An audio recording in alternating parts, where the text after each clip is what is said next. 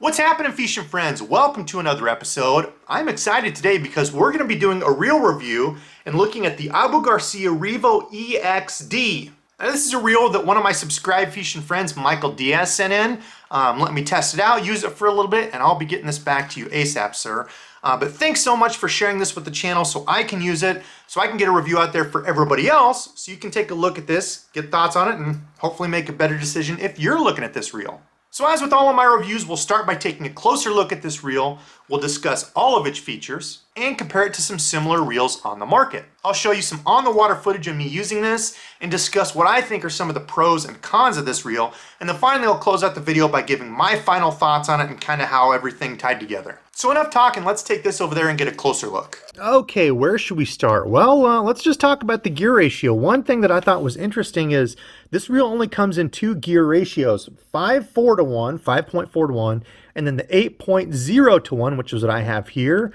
This does show you that it brings in 35 inches per turn of the handle. So for every one full rotation, this is bringing in 35 inches of line. Now compare that to the 5.4 to 1 retrieve, and that's bringing in 23 inches of line. So this reel actually brings in a whole foot more per turn of the handle than the 5.4 to 1. Now you can see this is a left-handed retrieve. They do make both of these reels in left and right-handed, and this is the box that it comes in. I'll show you this more because something inside there. Now this reel weighs in at 6.77 ounces, so it is a sub 7-ounce reel. I was kind of surprised it wasn't less for well, the price tag MSRP on this is $299.95. I was surprised it wasn't a little bit lighter for being a $300 reel. We'll talk about that more. Now, line capacity on this spool, the larger spool that I have in here, is 120 yards of 12-pound mono or 80 yards of 50-pound braid. It does have a stout drag at 20 pounds, and yes, the star drag does have an audible click to it. And not to mention, that is the carbon stack drag, so it does have the carbon drag washers in there, which should last longer than just the regular, kind of felt stuff. Spool tension. Hear that? It does have an audible click to that as well, so you can track it. It does have the nice carbon fiber handle on there. It reduces a little bit of that weight. The cool purple accents. It's got the EVA handle knobs. They're pretty slick. I do like them better than like the regular rubbery grips that the other Revos, like the Revo X, has. I do personally prefer the EVA. It's harder, but again, that's just a personal preference for folks. You can see after using it for the past few months, it is still good and smooth. It is a nice smooth reel. I haven't had any issues with it being smooth reeling fish in. Now as for bearings, this is a 10+1 total bearing system. So it's got 8, the high performance, corrosion resistant, I guess just kind of regular bearings, your anti-reverse bearing, and then 2 EXD bearings. I couldn't find any more information on that, but there's supposed to be 2. I will show you here. 2 strategically placed EXD bearings on the spool where that spool will ride. So, whoops, where the spool would ride there and here. So I don't know if those are just a higher ABEC rating. I couldn't find anything saying they were like a hybrid ceramic bearing, anything like that. Usually with the ceramic bearings, they'll have like the orange seal on them, or they're even open so you can see they're like a hybrid ceramic. I don't know. And with this one, if they are ceramic, they've got some sort of oil or grease inside of them, because one nice part of the hybrid ceramics is you don't have to have any lube in there. You can run them completely dry. Whereas you see here when I turn it, it's nice and quiet, but that means there's some sort of lubricant in there. Now you can see it does have the smaller Infinity 2 spools, so instead of being like a regular spool with the long shaft on it, these are the smaller spools that are supposed to reduce on, the resistance when you're actually spinning it. I don't know. I haven't got to do any extensive testing versus these smaller spools, versus the larger ones like you would find in the Revo X. But it does cast well. It casts smooth, pretty effortlessly, so I don't know if those are some sort of better bearing or not, but it casts well. Now taking the side plate off and putting it on is easy. You can see there I didn't have to do anything special. You just put that on there. Oh, and the brakes. It does have the magnetic brakes, but you can see there it does have more magnetic brakes than you're used to seeing. Usually it's just like a 5-disc system, 6-disc in some of them, but this has 10 separate magnets on that ring there. But putting the side plate on is easy. It doesn't have anything that keeps that held on, so be careful with that. Make sure you don't drop it in the water. You shouldn't have to take it off when you're out on the water since the magnetic controls are out here, but you just put that side plate on, then you take this and click that into place, and the side plate's nice and locked on. Now one interesting thing about the brakes, they are magnetic, so you just have to turn this dial, but there's no clicker to it. I noticed I let my buddy Randizzle use it, Randy, and he noticed that the first thing when he was kind of messing around with it, he said, hey, these don't click. One over your shoulder like we did that one time. Whoa, there's no clicky, huh? No, no clicky. It's weird. Maybe that's a deal breaker for some people. I really don't care if that clicks or if the spool tension clicks, but I know that is something that some people look for. It does have brass gearing inside there. I know that's something that some people talk about. The brass gears are supposed to last longer than, you know, something aluminum. So it does have the brass gearing in there. And as we were just talking about that spool, the other interesting thing about this reel is that it comes with a separate finesse spool. How cool is that? Even the little container they have this in is cool. It's like a little corkscrew deal. But you can see the exact same smaller type of spool here. It's a much shallower spool, so it's lighter. The benefit of something like this, a lighter, smaller, shallower spool, it's supposed to have less startup inertia, which is great for casting smaller lures. So this would be nice if you have, you know, just the one reel. If you're throwing, you know, topwater on this, I happen to have 14-pound mono.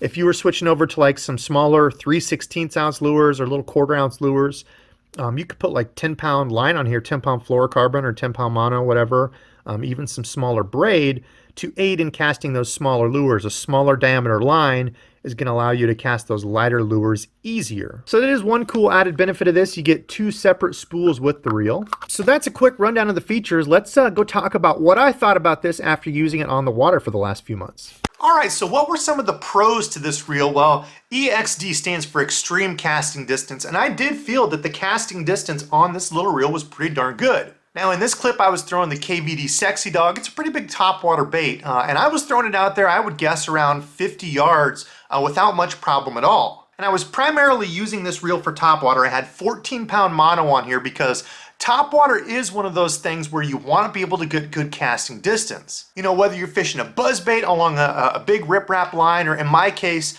covering different spots with the topwater walking lure, topwater is one of those times where I want to be able to cast that as far as I can and cover a bunch of water until I can kind of pinpoint a spot, whether it's a specific drop off or a little spot in a point, whatever it is, so I can determine where those fish are at and really hit that spot more, because generally I'm looking way more at casting accuracy as compared to casting distance. Accuracy, especially for beginners, is far more important, but topwater is one of those things, you know, especially fishing from the bank, whether you're throwing a frog over a bunch of slop or a topwater trying to cover a certain spot, like a walking bait, topwater casting distance does matter to me. Now I was even throwing this. This is the little Heddon Super Spook Junior, a smaller topwater, and it was whipping it out there pretty darn far as well. So casting distance overall I'd say is pretty darn good. It's tough because you have to take into consideration diminishing returns. You know, my regular Abu Garcia Revo X, it's not over here, but I can whip a frog on that pretty dang far, and that's with 65-pound braid. As I was saying, this is 14-pound monofilament. You drop that down to 12-pound or even 10-pound, and you're going to get more casting distance with a lighter line. Of course, a lot of that has to do with the lure weight and the exact rod you have, but generally speaking, going down in line diameter, line size, you're going to be able to cast farther. So as I was saying, kind of that diminishing return is I can cast, you know, some of the $100 reels pretty darn far. So I didn't get to do any head-to-head casting comparisons. If you go check out the reel test, he does a bunch of that, and I did see that he had a video on the Revo EXD where he gave some thoughts and such. So I encourage you to go check out his video. It's always good to get different viewpoints. You know, people's take on a reel is different. You have different things that are important to you, different tests, that kind of thing. So go check out his. But, you know, kind of that diminishing return between a $100 reel. Are you getting 10 yards more versus, let's say, a $200 reel? You're only getting, oh, 3 feet more versus, you know, the $300 Revo EXD. So overall, the casting distance I did think was good, and I did notice the casting efficiency, or the feel of it when you cast, is really good, and I think that's due to that shorter spool, that frictionless spool that they say. So instead of having that long spool shaft like I was showing you, it's that smaller, more condensed, lighter spool. But some of the reels I have, it feels like you really have to whip them hard to be able to get a good long cast out there. And you know, a lot of times the harder you're throwing a reel, the more apt you are to backlash it. So backlashing on this, once I got it dialed in, was not an issue. We're going to talk about that more in the cons, but once I got it set, as you can see there, about 3/4 of the way with brakes on, and my spool tension set to about normal just to remove that side-to-side play, and it was good to go. I didn't have any more issues after that. Even with the topwater walking bait like this, sometimes they'll kind of flip-flop in the air. But a lot of times you can get these to cast like a bullet when they go straight. So overall casting on it was good. Okay, number 2, the big thing was retrieve on it. The retrieve on this reel is nice and smooth. As I said, it's overall a pretty light reel, 6.77. I want to say off the top of my head, it's a sub 7 ounce reel. That's not as good compared to some of the other reels. I'll talk about that kind of in the cons to the weight, but overall the comfortability, it fits great in the hand. It's a nice small profile. It's smooth to reel in, overall pretty light and comfortable to fish all day. So no sharp edges, nothing that annoyed me or hurt my hand or was sticking out or anything that I noticed casting and retrieving this, especially when you're walking it.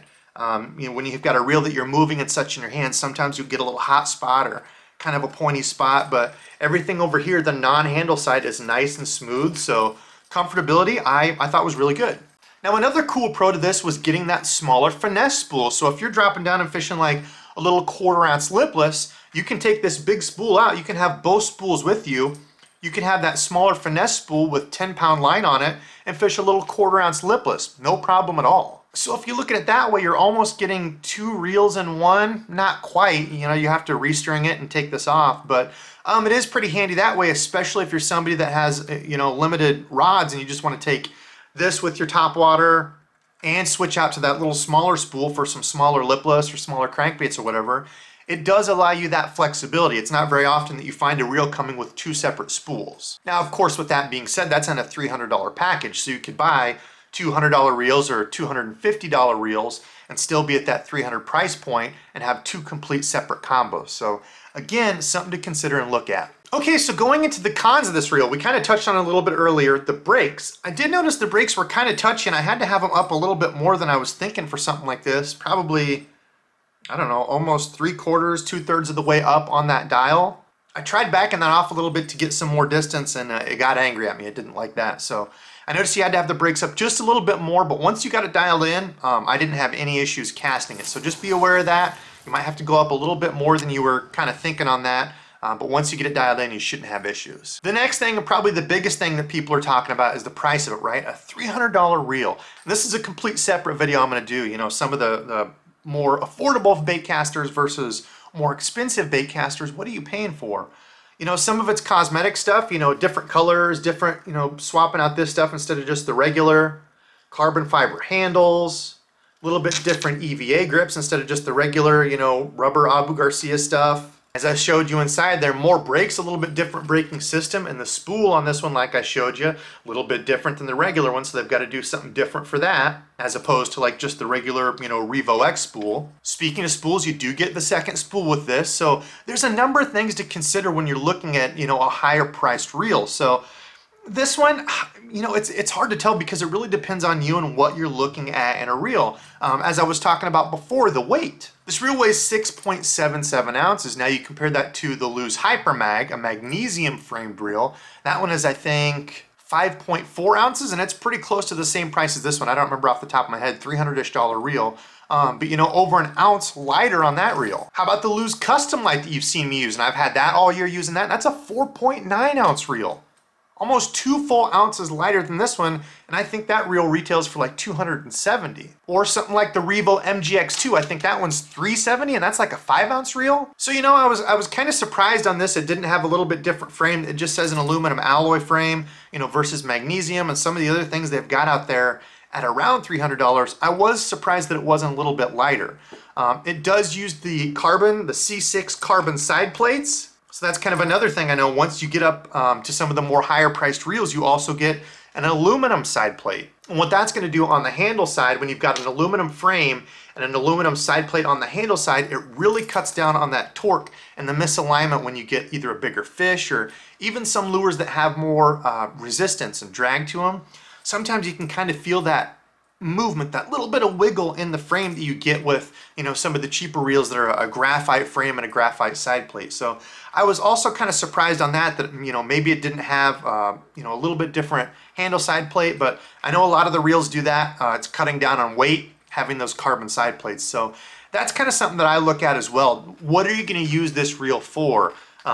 If you're in the real thick stuff in Florida, fishing real heavy vegetation and frogging, I probably wouldn't use this for that. I would look at something more like, a Daiwa reel or even a Shimano, something with an aluminum handle side plate and an aluminum frame to really cut down on that torque and that misalignment, because I've got some less expensive reels that have the graphite frame and side plate, and you get a big fish, and after you're really wrenching on it and getting that fish in there, the reel just doesn't feel the same after that. So that's one thing I always stress.